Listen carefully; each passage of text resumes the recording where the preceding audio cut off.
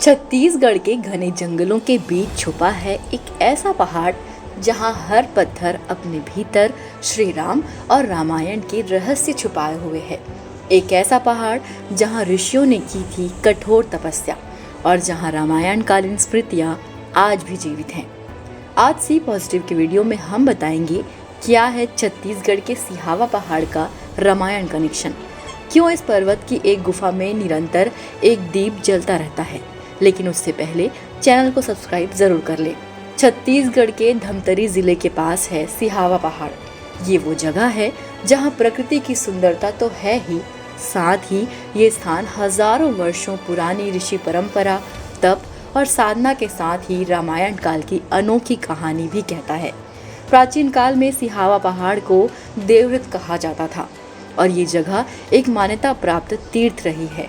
यहाँ से छत्तीसगढ़ की जीवनदायिनी महानदी का उद्गम होता है, इसीलिए ये स्थान आज भी श्रद्धालुओं को आकर्षित करता है। महानदी केवल एक नदी नहीं बल्कि छत्तीसगढ़ की सांस्कृतिक और आध्यात्मिक पहचान है।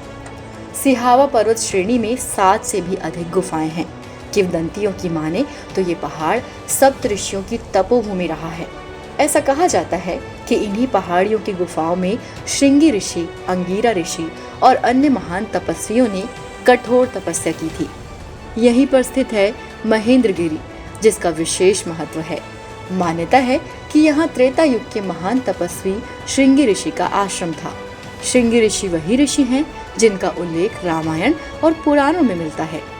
अयोध्या के राजा दशरथ को संतान न होने का बहुत दुख था। ऋषियों की सलाह पर उन्होंने महान तपस्वी श्रृंगी ऋषि को बुलाकर पुत्र कामेष्टि यज्ञ करवाया। यज्ञ पूरा होने पर देवताओं की कृपा से उन्हें संतान प्राप्ति हुई। कौशल्या से भगवान राम, कैकेयी से भरत और सुमित्रा से लक्ष्मण व शत्रुघ्न का जन्म हुआ। यहीं से सिहावा पर्वत का रामायण से संबंध और भी गहरा हो जाता है। इसके साथ ही प्राचीन काल में सिहावा पर्वत सप्त ऋषियों में सबसे वरिष्ठ माने जाने वाले महर्षि अंगीरा की प्रमुख तपोभूमि रही। तब इस पर्वत को श्रीखंड पर्वत के नाम से जाना जाता था। कहा जाता है कि श्री राम वनवास काल के दौरान महर्षि अंगीरा से यहाँ भेंट करने आए थे, जिसके बाद आगे उन्होंने अपने वन गमन पथ की ओर प्रस्थान किया। आज भी पर्वत शिखर पर एक विशाल शिला में बने पद चिन्ह दिखाई देते हैं, जिन्हें श्रद्धालु भगवान श्री राम के चरण चिन्ह मानते हैं। यही कारण है कि छत्तीसगढ़ को केवल वन भूमि ही नहीं बल्कि राम की तपोभूमि भी कहते हैं, जहां राम ने अपने वनवास के दौरान यात्राएं की।